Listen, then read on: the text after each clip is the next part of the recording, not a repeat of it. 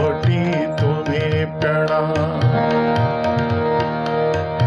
मैं तेरा तू मेरा राम, कोटि कोटि तुम्हें प्रणाम। मैं तेरा तू मेरा राम, कोटि कोटि तुम्हें प्रणाम। मैं तेरा तू मेरा राम, कोटि कोटि तुम्हें प्रणाम।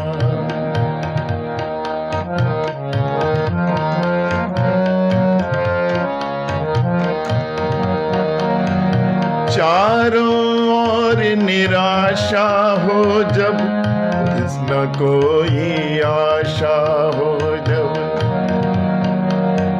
चारों ओर निराशा हो जब, शेष न कोई आशा हो तब। फिर तो बोलो यही नाम, कोटि कोटि तुम्हें प्रणाम।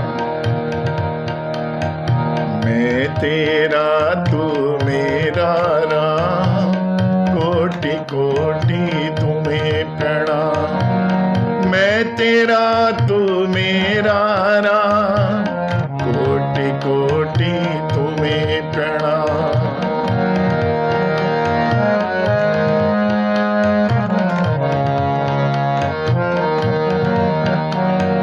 जीते जी तक जग का नाता, उसके बाद कोई नहीं भाता। जीते जी तक जग का नाता, उसके बाद कोई नहीं भाता। अंत समय में आता काम, अंत समय में आता काम। कोटि कोटि तुम्हें प्रणाम। मैं तेरा तू मेरा राम, कोटि कोटि तुम्हें प्रणाम। मैं तेरा तू मेरा राम, कोटि कोटि तुम्हें प्रणाम।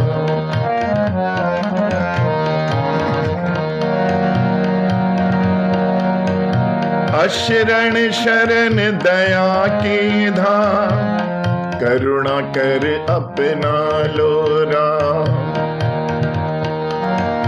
अशरण शरण दया की धाम, करुणा कर अपना लो राम। पावन तुम तिहारो नाम, कोटि कोटि तुम्हें प्रणाम। मैं तेरा तू मेरा राम, कोटि कोटि तुम्हें प्रणाम। मैं तेरा तू मेरा राम, कोटि कोटि तुम्हें प्रणाम। मैं तेरा तू मेरा राम, कोटि कोटि तुम्हें प्रणाम। मैं तेरा तू मेरा राम, कोटि कोटि तुम्हें प्रणाम। श्री राम जय राम जय जय राम, श्री राम जय राम जय जय राम। राम मेरे राम, मेरे राम, मेरे राम।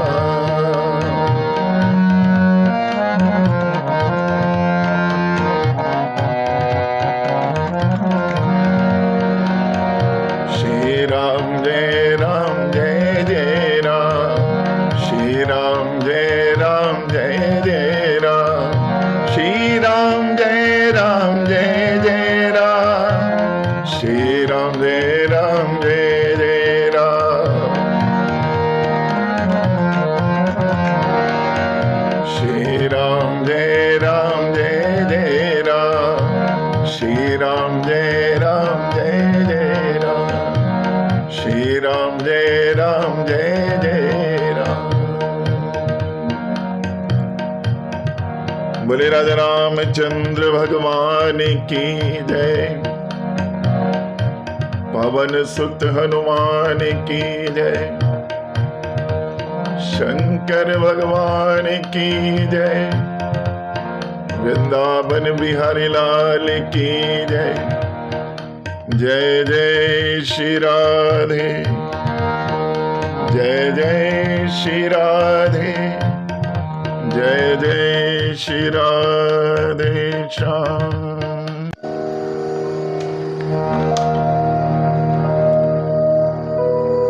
हनुमान जी महाराज को जामवंत जी ने उनकी शक्ति का सिमरन कराया और शक्ति सिमरन होते ही हनुमान जी तुरंत अपने विशाल आकार में आ गए और सभी को प्रणाम करते हुए अपने गंतव्य की ओर बढ़े। अब यदि विचार करें तो हम सभी भारतीयों का व्यक्तित्व भी लगभग कुछ ऐसा ही है जैसा हनुमान जी महाराज का है। या यूं भी कह सकते हैं कि हम लोग अपने इष्ट का अनुसरण करते हैं। हमें भी प्राय हमारी शक्तियों के लिए जगाना पड़ता है और जब हम जागृत हो जाते हैं तो बड़े से बड़े टास्क अचीव कर लेते हैं, अन्यथा सुसुप्त अवस्था में पड़े रहते हैं। हनुमान जी महाराज इस गति से जा रहे हैं जिस गति से राम जी का अमोघ बाण चलता है। और हनुमान जी बड़े अद्भुत देवता हैं। बहुत सारी रिद्धि सिद्धियों के स्वयं दाता हैं, लेकिन अहम शून्य मात्र उनके पास नहीं है। एक बात और देखें, हमारे यहां जितने देवता हैं सभी को अलग अलग विभाग आवंटित हैं। विद्या के लिए यदि याचना करनी है तो मां सरस्वती की शरण में जाना होता है।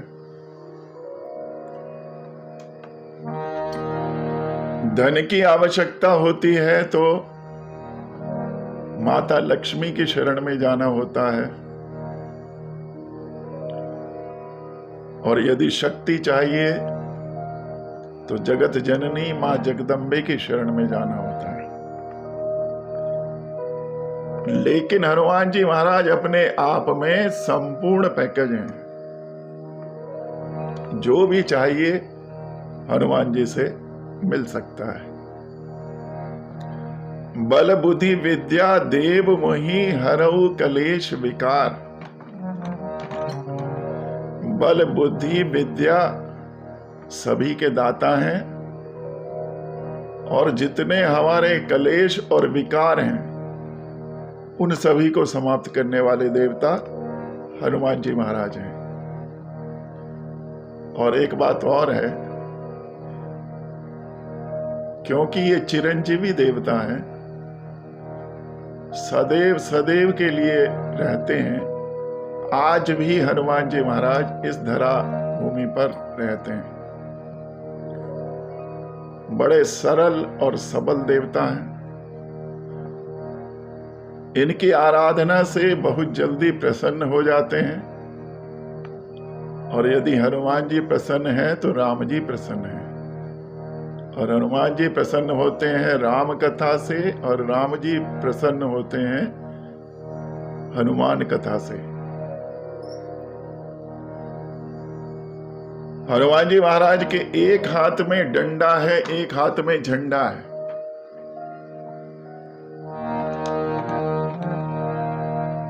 तो किसी ने गोस्वामी से पूछा, बाबा ये हनुमान जी का जो आउटफिट है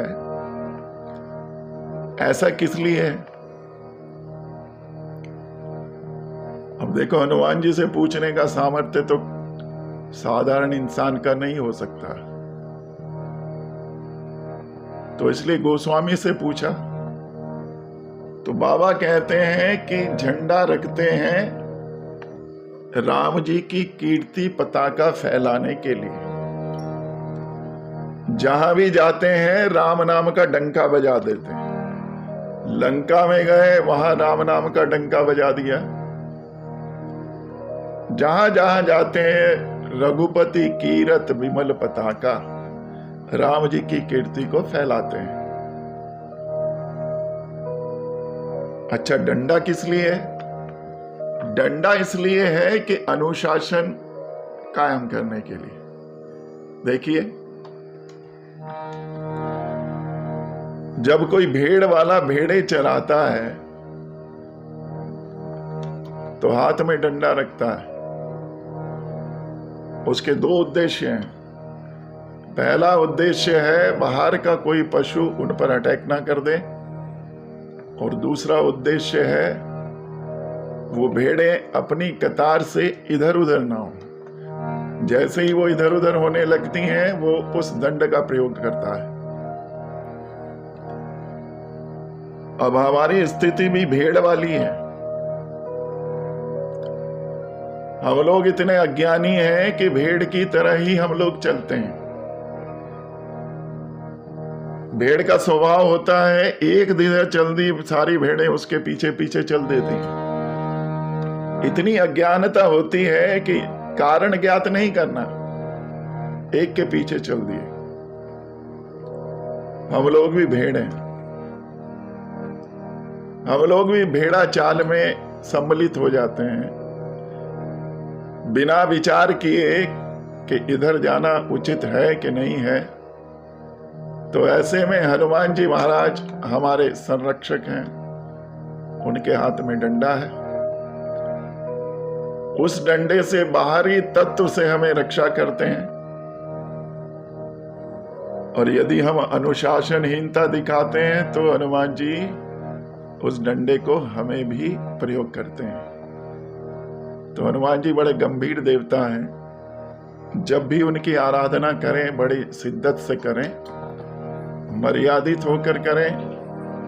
अनुशासनहीनता कदाचित उन्हें प्रिय नहीं है। बोले पवन सुत हनुमान की जय। हनुमान जी अपनी यात्रा में सतत लगे हुए हैं।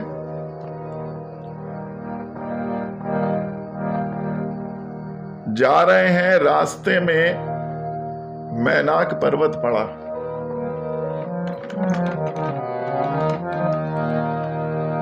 जल निधि रघुपति दूत विचारी, तै मैनाक हो ही समहारी। जल निधि रघुपति दूत विचारी। समुद्र ने विचार किया कि ये हनुमान जी महाराज जो हैं रघुनाथ जी के दूत बनकर जा रहे हैं, प्रभु का कार्य करने जा रहे हैं। तो मैनाक पर्वत से कहा, भैया आज अवसर है, तुम उनकी कुछ सेवा करो, और तुम्हारा इनसे संबंध भी है।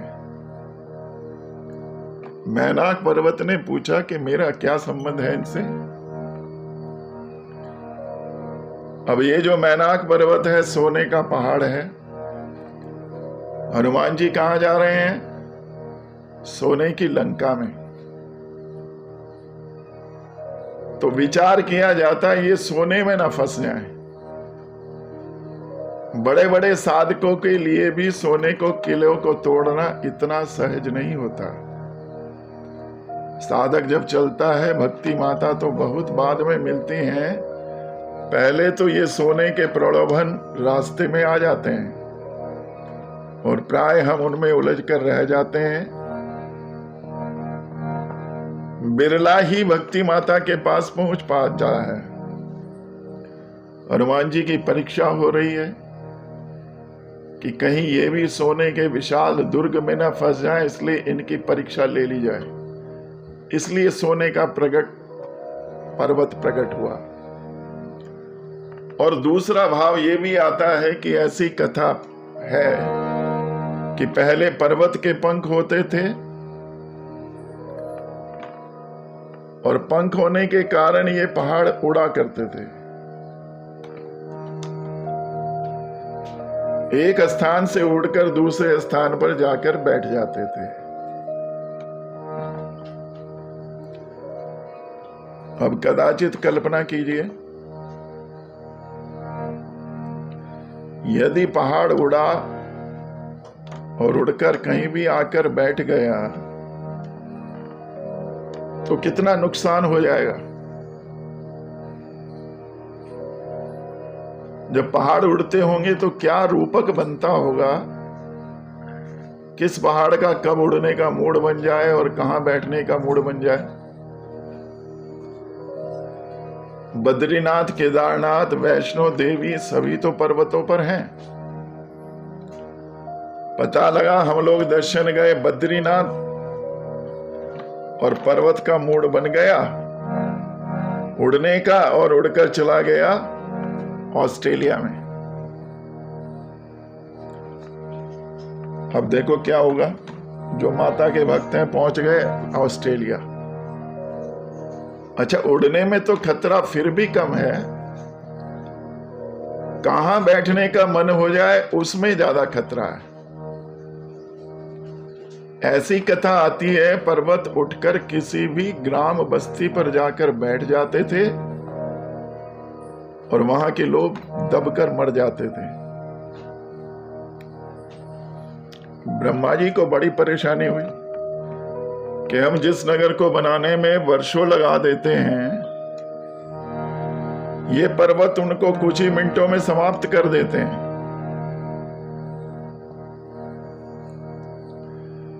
देवराज इंद्र से ब्रह्मा जी ने कहा कि तुम इनके पंख काट दो, पंख कट जाएंगे तो ये उड़ना बंद कर देंगे। तब इंद्र महाराज ने इनके पंख काटे और पर्वतों का उड़ना तब से बंद हो गया। सबके पंख कट गए, परंतु सुमेरु पर्वत का जब नंबर आया तो वो समुद्र की शरण में गया। समुद्र से प्रार्थना की, महाराज हमारी रक्षा करो, ये इंद्र हमारे भी पंख काट देगा। समुद्र ने कहा कि हमारे जल में प्रविष्ट हो जाओ, परंतु हमारे जल की लहर तुम्हें बाहर फेंक देंगी, आपको किसी का सहयोग लेना पड़ेगा जो सीधे उठाकर मेरे मध्य में तुम्हें लैंडिंग करा दे, अंदर प्रविष्ट करा दे।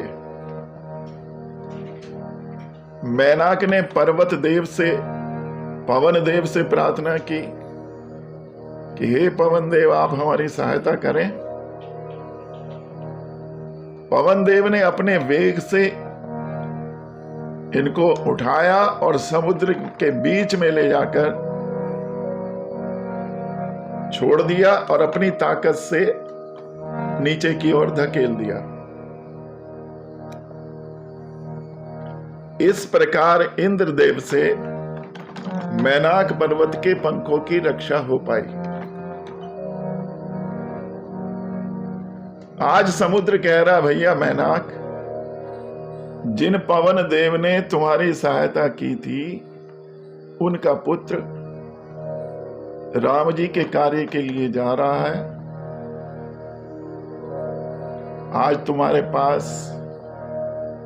अवसर है, उनका सहयोग करो, उन्हें विश्राम कराओ। इतना बड़ा समुद्र उन्हें लांघना है, मध्य में विश्राम मिल जाएगा तो उन्हें थोड़ा आराम मिल जाएगा। तुरंत पर्वत ऊपर प्रकट हो गया, मैनाक पर्वत ऊपर उठकर आ गया।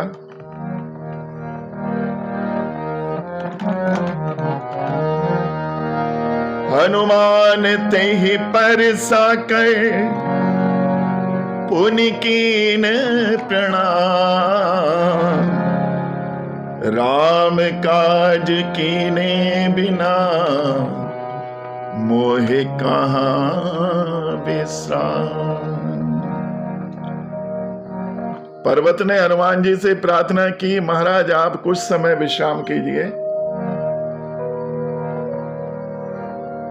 हनुमान जी ने हाथ जोड़ लिए, प्रणाम किया। मैनाक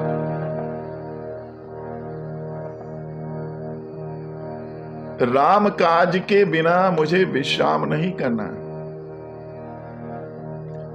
राम काज कीने बिना मोहि कहां विश्राम। हनुमान जी ने पर्वत को पहले छूकर प्रणाम किया, अर्थात उसके आतिथ्य को स्वीकार भी किया, अपमान नहीं किया।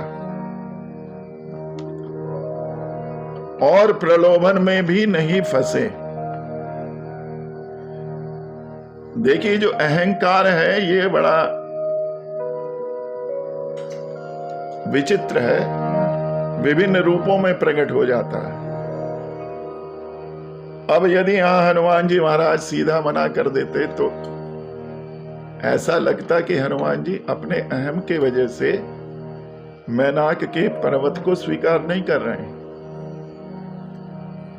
लेकिन हनुमान जी ने मैनाक को छुआ और प्रणाम करके तब बताया कि मैं जब तक राम जी का कार्य नहीं कर लूंगा मैं विश्राम नहीं करूंगा।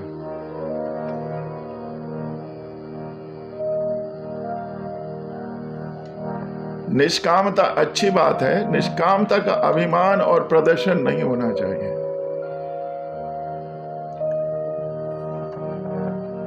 हनुमान जी दोनों का समन्वय करके चल रहे हैं, स्वीकार भी कर लिया और अस्वीकार भी कर दिया। मैनाक को प्रणाम करके हनुमान जी आगे बढ़ गए।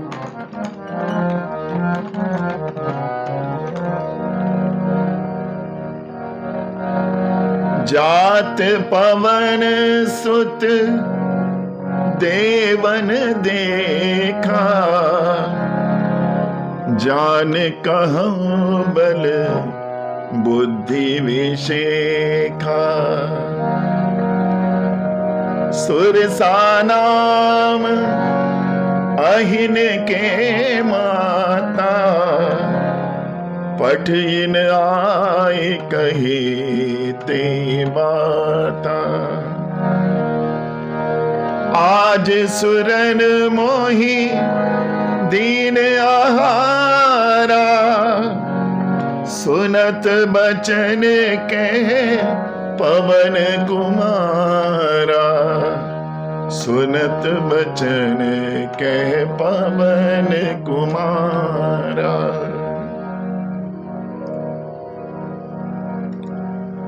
हनुमान जी आगे बढ़ गए, लेकिन देवता लोग देख रहे हैं। अब जो ये देवता लोग हैं इतने स्वार्थी हैं, अपने आप कुछ नहीं करना धरना, बस मॉनिटरिंग रखते हैं। कौन कितनी तपस्या कर रहा है, कौन किधर जा रहा है, क्या कर रहा है, और जहां इनका स्वार्थ पूरा होता है तुरंत चले जाते हैं। श्रीमद् भागवत में प्रसंग आता है जब सुखदेव जी राजा परीक्षित को कथा सुनाने लगे।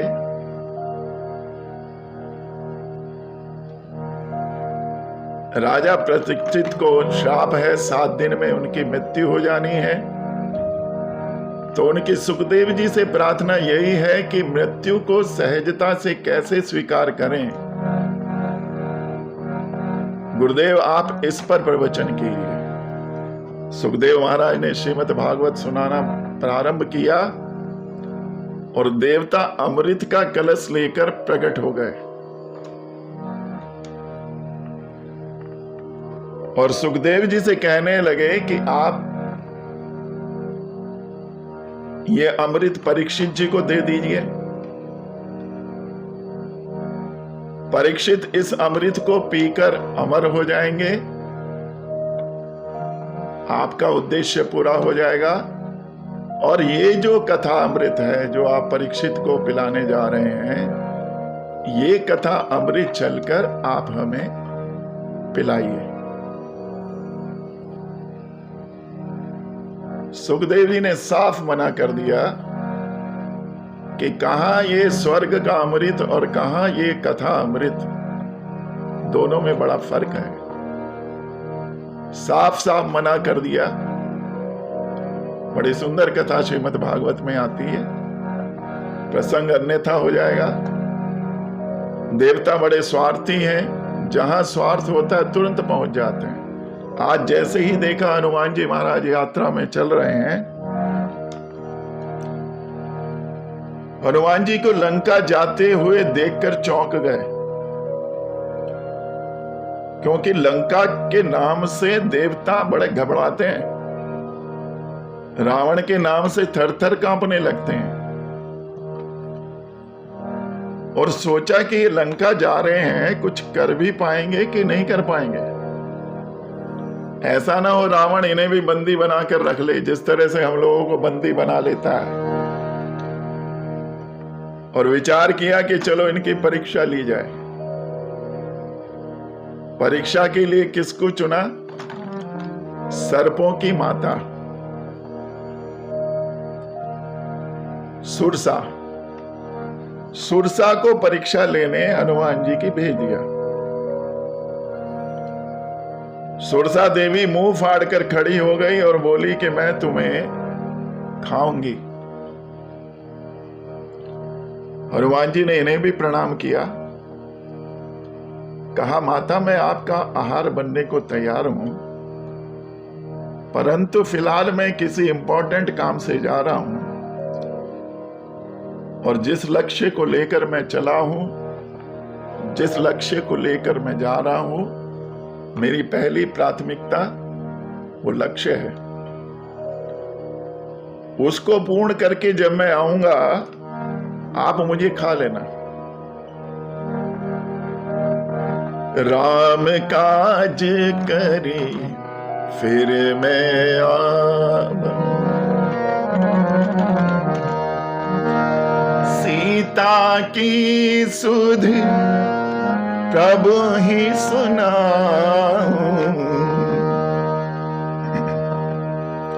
राम काज कर फिर मैं आऊं।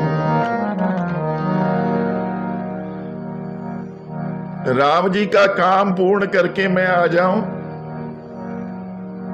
और सीता मैया की सुधी सूचना मैं उनको दे दूं, तब तब बदन पैठी हम आई, सत्य कहूं मोहि जान दे माई। हे मैया, मैं सच कहता हूं, जैसे ही मेरा कार्य पूरा होगा मैं स्वयं आपके समक्ष आकर प्रस्तुत हो जाऊंगा।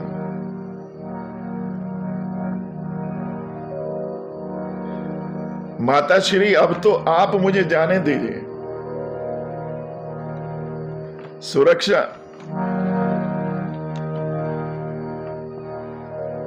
मेरी पहली प्राथमिकता माता सीता की सुधि लाना है, और ये राम जी का कार्य है। इससे पूर्व में आप मुझे नहीं खा सकती। सुरसा हंसने लगी। हमें पागल समझता है क्या? कोई मौत के मुंह से बचकर दोबारा मौत के मुंह में आता है? मुझे मूर्ख बना रहा है। हनुमान जी बार बार अनुनय विनय कर रहे हैं, लेकिन सुरसा नहीं मान रही है। जब किसी प्रकार से भी नहीं जाने दिया तो हनुमान जी बोले, ठीक है, अगर खा सकती हो तो खा लो। सुरसा ने 1 योजन का मुंह फैलाया। योजन भरते ही बदन पसारा, कपितन कीन दुगुन विस्तारा। जैसे ही 1 योजन का मुंह फैलाया हनुमान जी महाराज 2 योजन के हो गए।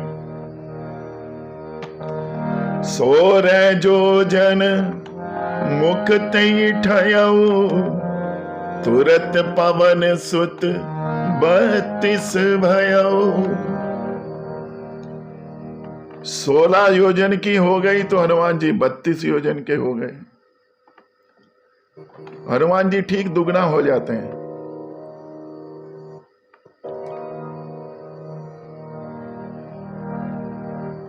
कहने लगे मैया जल्दी से खाओ मुझे।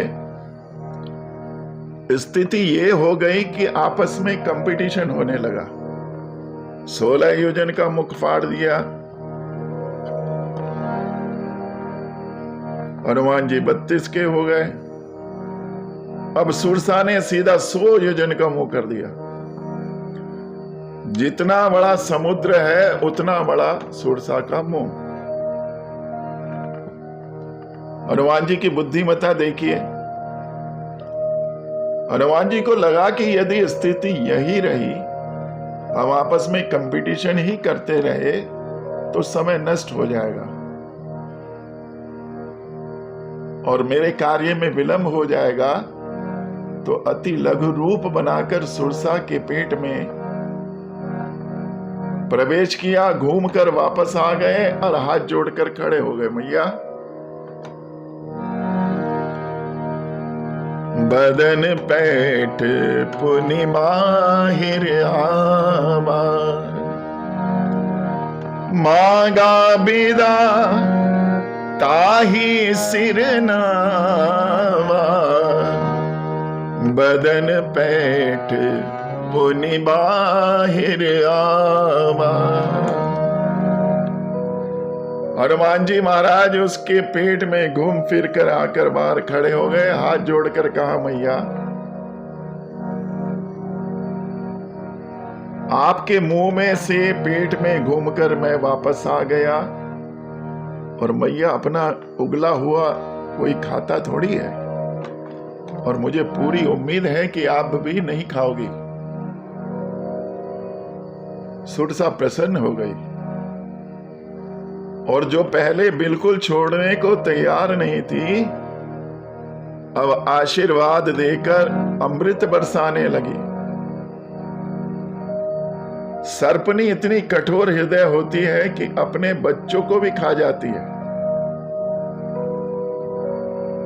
परंतु आज वही सर्पनी सांपों की माता, विष का वमन करने वाली आशीर्वाद का अमृत दे रही है हनुमान जी को।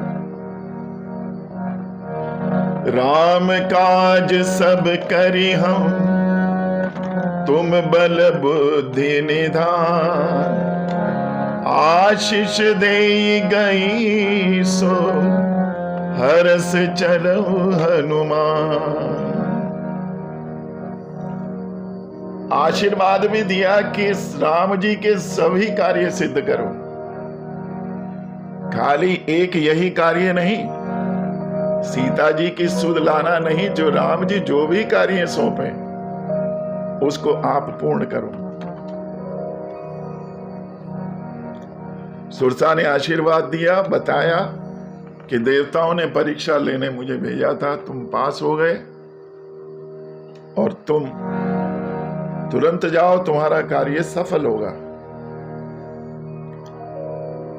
अब यहां विचार करें, सब जगह बल से काम नहीं चलता है, हर जगह बुद्धि से भी काम नहीं चलता है। बल और बुद्धि दोनों ही आवश्यक हैं और इसीलिए हम हनुमान जी महाराज से यही मांगते हैं, बल बुद्धि विद्या देव मोहि हरऊ कलेश विकार। अब ये सुरसा देवी कौन है? भक्ति के रास्ते में साधक जब लगते हैं तो पहले प्रलोभन रूपी सुमेरु पर्वत आता है।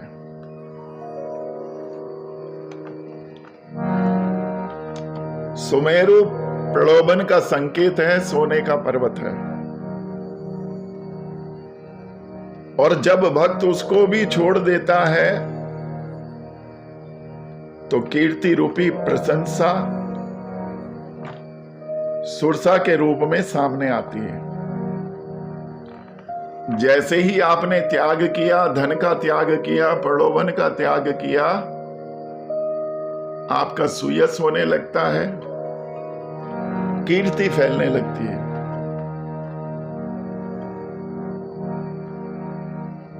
और जहां त्याग हुआ, धन त्याग दिया, पद त्याग दिया,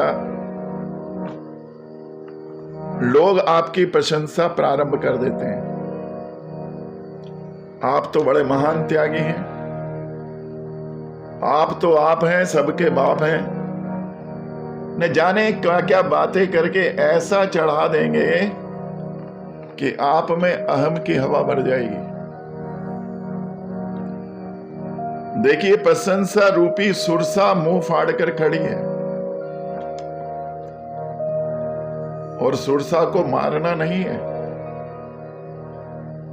संतुष्ट करना है, उससे ग्रसित भी नहीं होना है।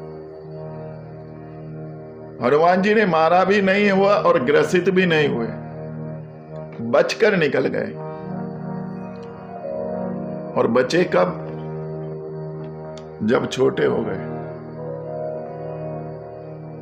बहुत सुंदर संकेत है जब संसार के लोग प्रशंसा करने लगे। प्रशंसा कौन करते हैं? सज्जन पुरुष। सुरसाओं को देवता ने भेजा, असुरों ने नहीं भेजा। संसार में जब हम त्याग करते हैं, सज्जनों के द्वारा ही हमें प्रशंसा मिलती है। घर बार त्याग कर महात्मा बन जाते, परंतु कीर्ति की कामना तो बनी ही रहती है। तो हनुमान जी की तरह इस कीर्ति से बचना है। जैसे ही प्रशंसा शुरू हो, छोटे बन जाएं। हाथ जोड़ लें, महाराज हमें क्षमा कीजिए।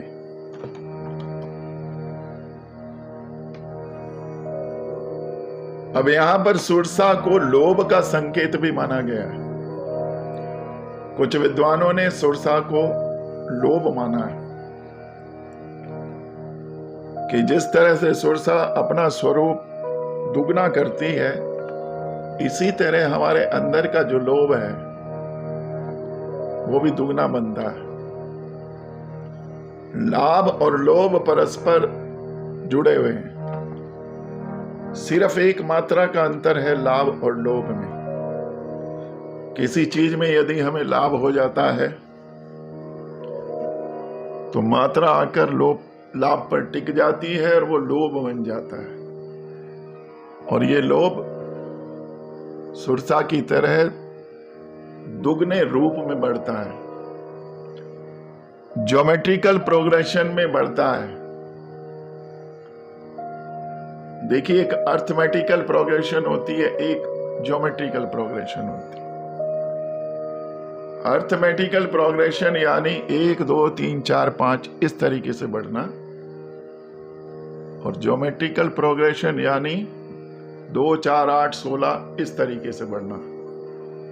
तो जो हमारा लाभ है, 1 लाख मिल जाए तो 2 चाहिए, और 2 लाख मिल जाए तो 4 लाख चाहिए, 4 मिल जाए तो 8 लाख चाहिए। और ये कदाचित लाभ हमें ऐसी मुकाम पर लेकर गिराता है जहां हमारे पतन की संभावना प्रबल बन जाती है। इस लोभ के चक्कर में कई बार हम गलत कार्य कर देते हैं और मार्ग से भटक जाते हैं। हनुमान जी महाराज ने अपनी यात्रा आरंभ की, आगे की ओर चढ़े, और जैसे ही आगे चले, निश्चर एक सिंधु महरहई, करि माया नभ के खग अहई। जीव जंतु जे गगन उड़ाही, जल बिलोक तिनके परछाई। हनुमान जी महाराज जैसे ही आगे बढ़े, एक बड़ी खतरनाक राक्षसी जिसका नाम है सिंहिका, और सिंहिका रहती कहां है? विशाल समुद्र के भीतर निश्चर एक सिंधु महारानी। और ये करती क्या है? ऊपर उड़ने वालों का पैर पकड़कर नीचे खींच लेती है। ये सिंहिका का काम है, और पकड़कर खा जाती है। स्वभाव के अनुसार हनुमान जी के साथ भी यही किया।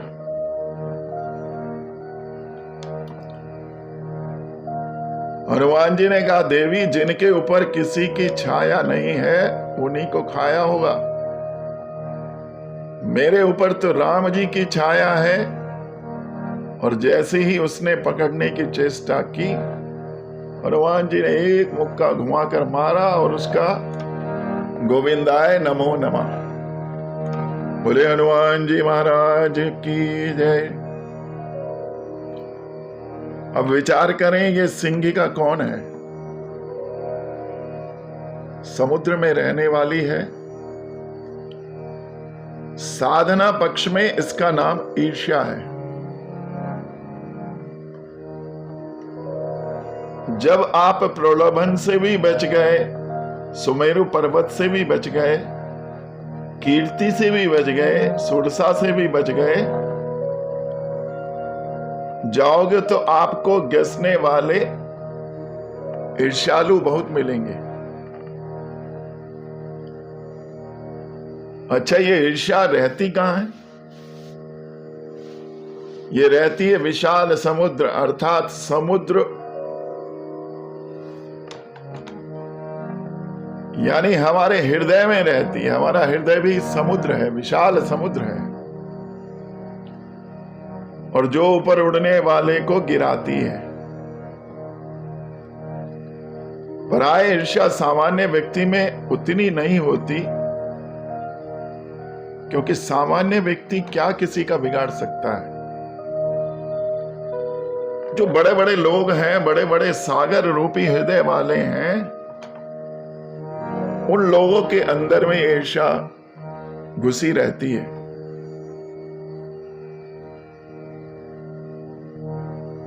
और इन्हें कष्ट इसी बात का है कि इनसे ऊपर कोई ना चला जाए, और जो इनसे ऊपर तरक्की करके चला गया, ये उसकी टांग पकड़कर नीचे खींच लेते हैं। हम भले ही मर जाएं, पर इसको अपने ऊपर से नहीं जाने देंगे। कंचन तजना सहज है, सहज त्रिया का ने। कंचन तजना सहज है, सहज तिया का ने। मान बड़ाई शान तीनों दुर्लभ ये। मान बढ़ाई और ईर्ष्या को छोड़ना बड़ा ही मुश्किल कार्य है। इसलिए ईर्ष्या को तो मार ही देना चाहिए। बहुत कम महापुरुष ऐसे होते हैं जो अपने से ज्यादा प्रतिष्ठा वाले को स्वीकार करते हैं। पराये जो लोग एक साथ रहते हैं, पढ़ते हुए या किसी व्यवसाय में, और उनमें से एक तरक्की कर जाए बढ़िया, तो उसके साथ वाले को ईर्ष्या हो जाती है, और वो अपनी सामर्थ्य के अनुसार प्रयास करता है कि उसको कैसे उन्नति के मार्ग से अवनति के मार्ग पर ढकेला जाए। किसी की उन्नति को देखकर यदि आपको दिक्कत होती है, तो समझ लो आपके हृदय सागर में ईर्ष्या रूपी राक्षसी जीवित है। हनुमान जी ने सुरसा को नहीं मारा, लेकिन साधना पक्ष में ईर्ष्या को तो मारना ही पड़ेगा। आगे की यात्रा में लंकनी भी हनुमान जी के रास्ते में आती हैं, उसको भी मारते नहीं हैं, लेकिन ईर्ष्या को मार दिया। हनुमान जी ने एक मुक्के में उसका कल्याण कर दिया।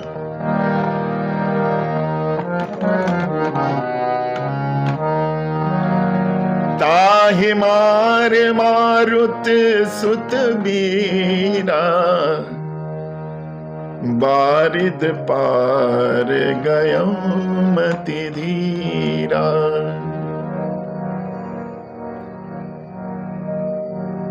जहां अपने ईर्ष्या को मारा, आप अपने देहाभिमान के सागर को पार कर लेंगे।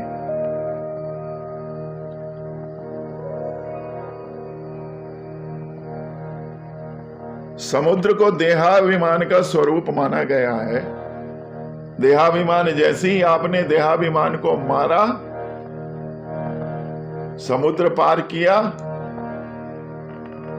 और भक्ति माता के बड़े आप निकट पहुंच जाते हैं। हनुमान जी महाराज ने इस निश्चरी का संहार किया और आगे बढ़ गए।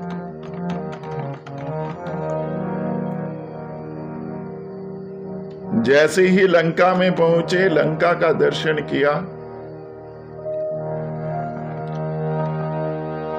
शैल विशाल देख एक आगे, तापर चढ़ो भय त्यागे। शैल विशाल देख एक आगे, तापर धाई चढ़ो भय त्यागे।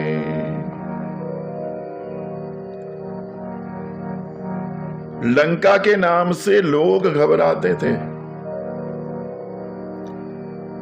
रावण के आतंक की पराकाष्ठा है। वहां जाकर हनुमान जी ने लंका का दर्शन किया, लंका के स्वरूप को देखा।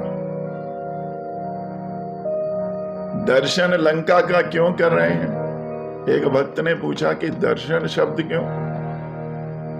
क्योंकि आज की डेट में माता सीता वहां पर विराजमान है।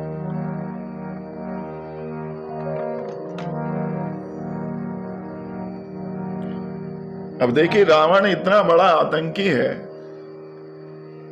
बड़े बड़े देवताओं को पकड़कर अपने यहां बंदी बनाकर रखता है। कुबेर से पुष्पक विमान छीन लिया। जिसके पास जो भी अच्छी चीज होती है, रावण छीन लेता है।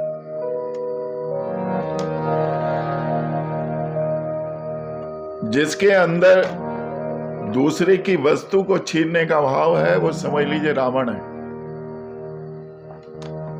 और जिसके अंदर अपनी वस्तु भी दूसरे को दे देने का भाव है, वो राम है। रावण देव कन्याओं को हर कर लाता है पुष्पक विमान में, और लाकर विभीषण को दिखलाता है कि देखो कितनी सुंदर सुंदर कन्याएं। उन कन्याओं के अश्रुओं से विमान भीगा हुआ है। विभीषण समझ जाते हैं कि एक दिन इसका विनाश निश्चित है।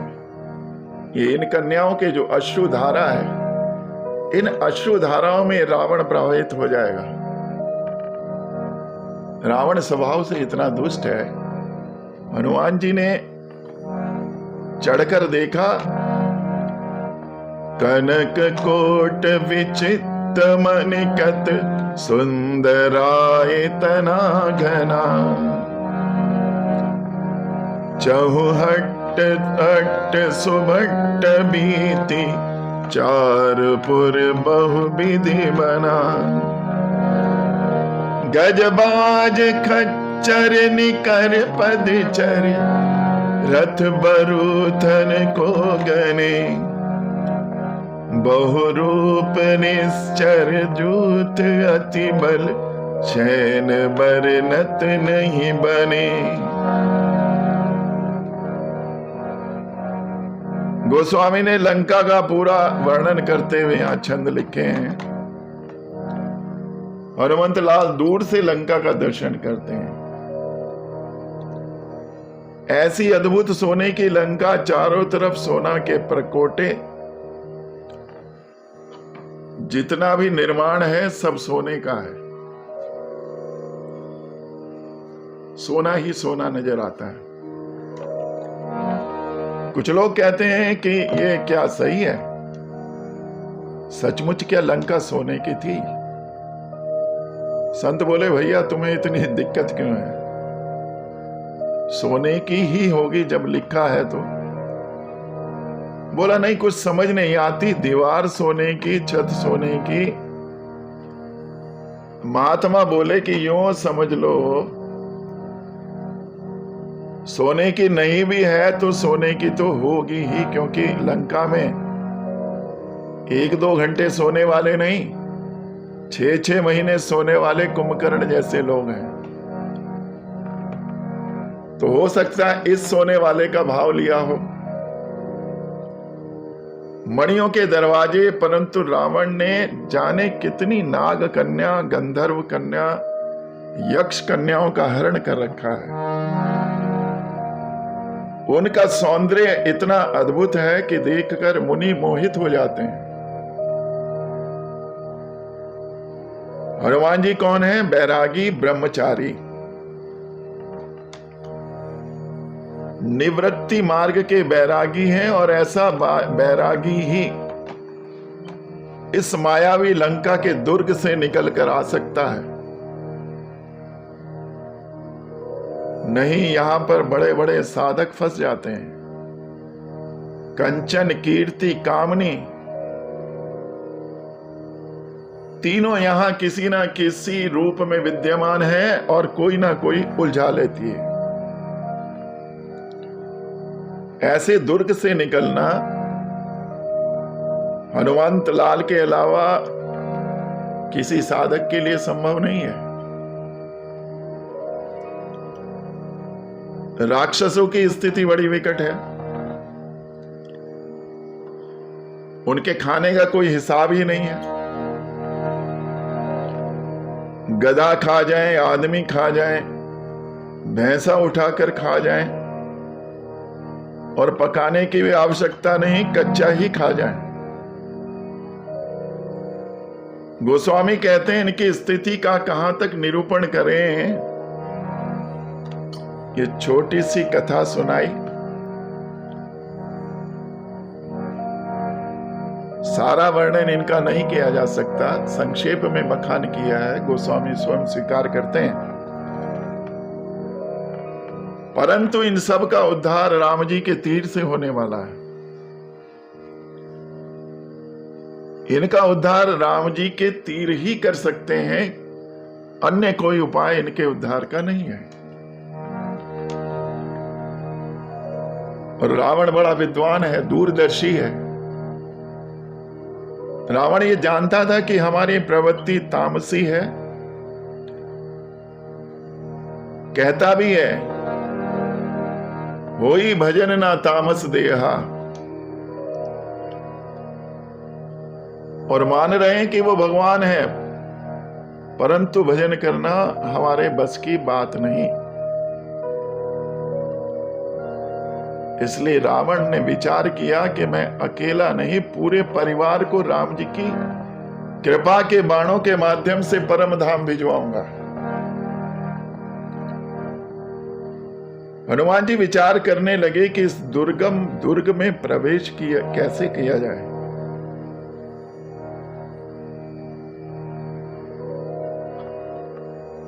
किसी के वास्तविक जीवन का यदि वास्तविक स्वरूप देखना है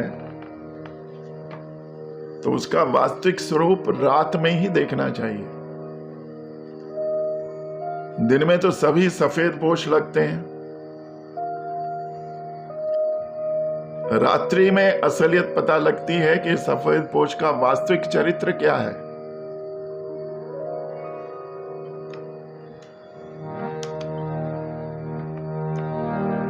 पुर रखवारे देखबो कपि मन कीन विचार, अति लघु रूप धरऊ निशी नगर करऊं पैसा।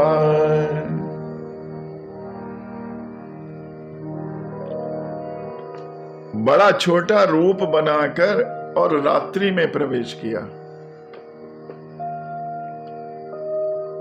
छोटा रूप क्यों बनाया? जब भी बड़े कार्य को करने जाएं, छोटे बनकर जाएं।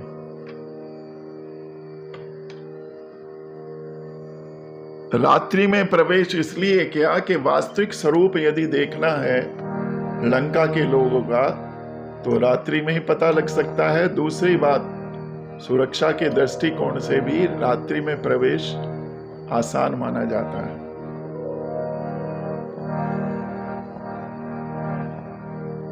हनुमान जी महाराज ने मच्छर का रूप रखा।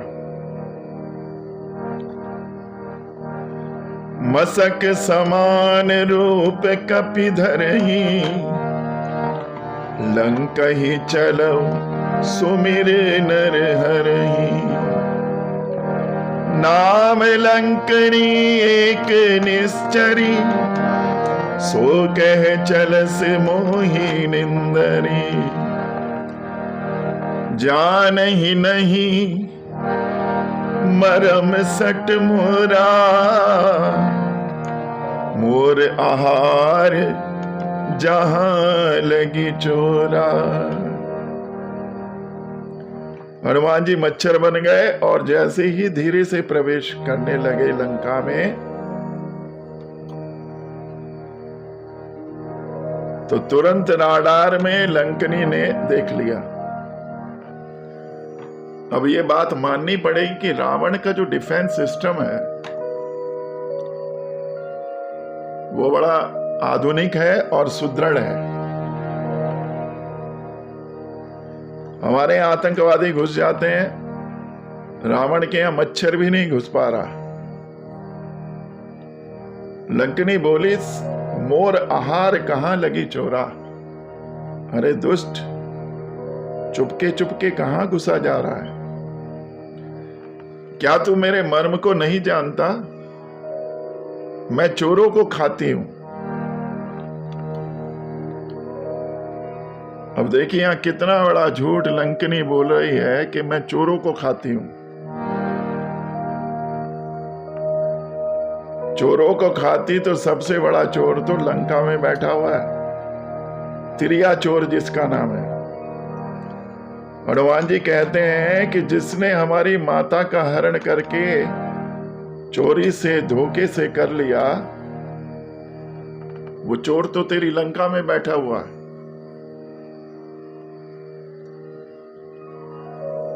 और एक भाव और यहां पर है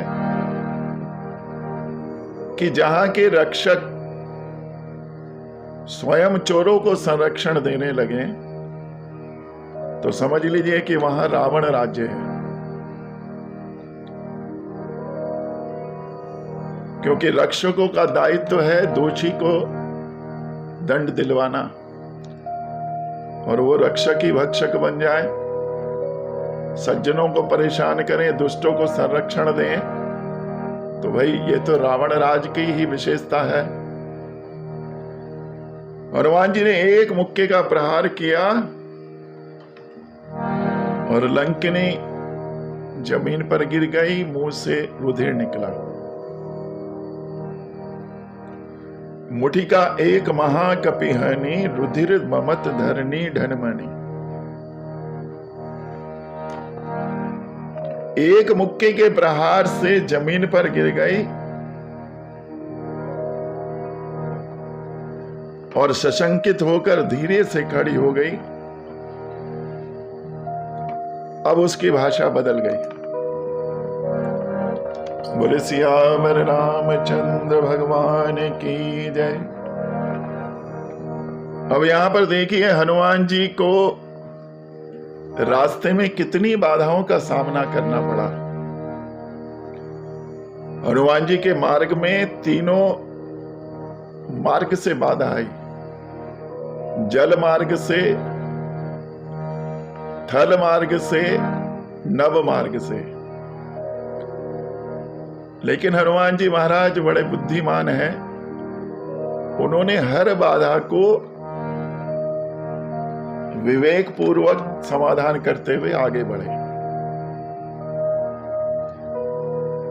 हमें यहां पर शिक्षा मिलती है कि जब हम लोग भी किसी सद्कार्य के लिए आगे बढ़ें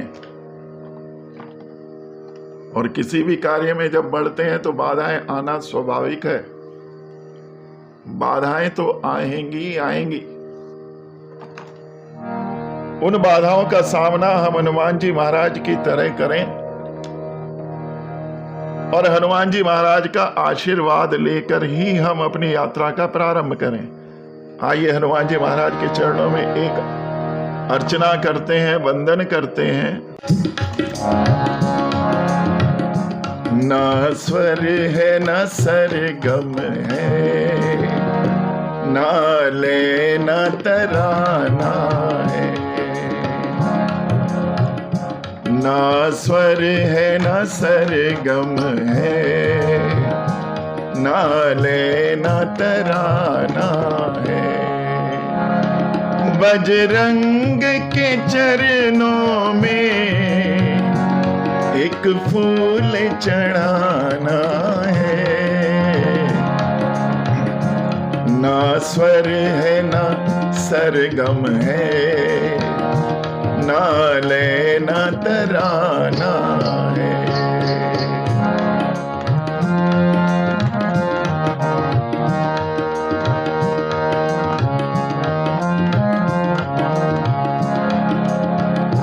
तुम बाल समय में प्रभु सूरज को निकल डाले। तुम बाल समय में प्रभु सूरज को निकल डाले। अभिमानी सुरपति के सब दैप मसल डाले। बजरंग हुए तब से संसार ने जाना है। ना स्वर है ना सरगम है, ना ले ना तराना है।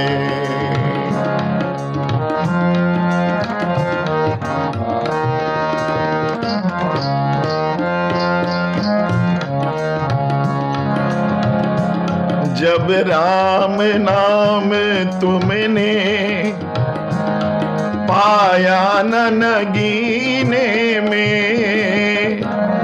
जब राम नाम तुमने पाया न नगीने में।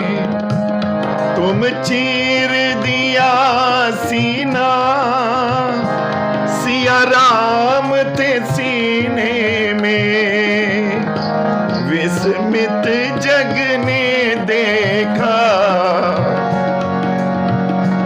कपि राम दीवाना है।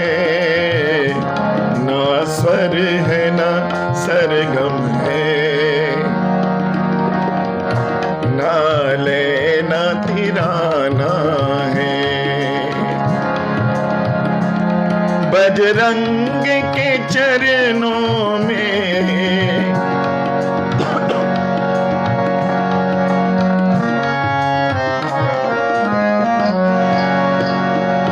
बजरंग के चरणों में एक फूल चढ़ाना है।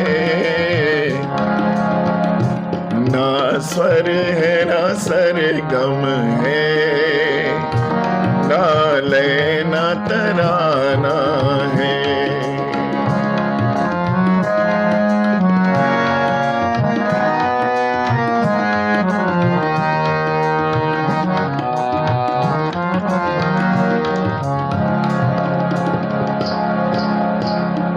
सब दुर्ग ढहा करके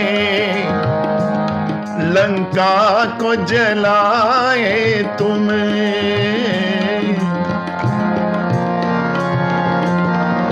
सब दुर्ग ढहा करके लंका को जलाए तुम। सीता की खबर लाए लक्ष्मण को बचाए तुम। पिए भरत सरिस तुमको श्री राम ने माना है। ना स्वर है ना सरगम है, ना लय ना तराना है।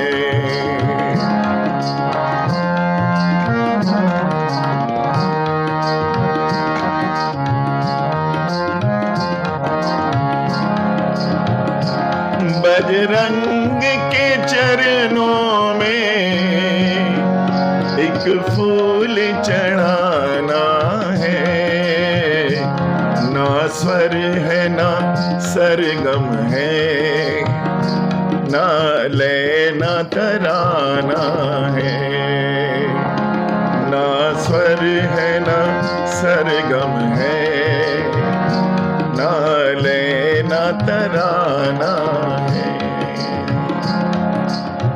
बोले सियावर रामचंद्र भगवान की जय। पवन सुत हनुमान की जय। शंकर भगवान की जय। सब संतन की जय, सब भक्तन की जय। वृंदावन बिहारी लाल की जय। जय जय श्री राधे, जय जय श्री राधे, जय जय श्री राधे।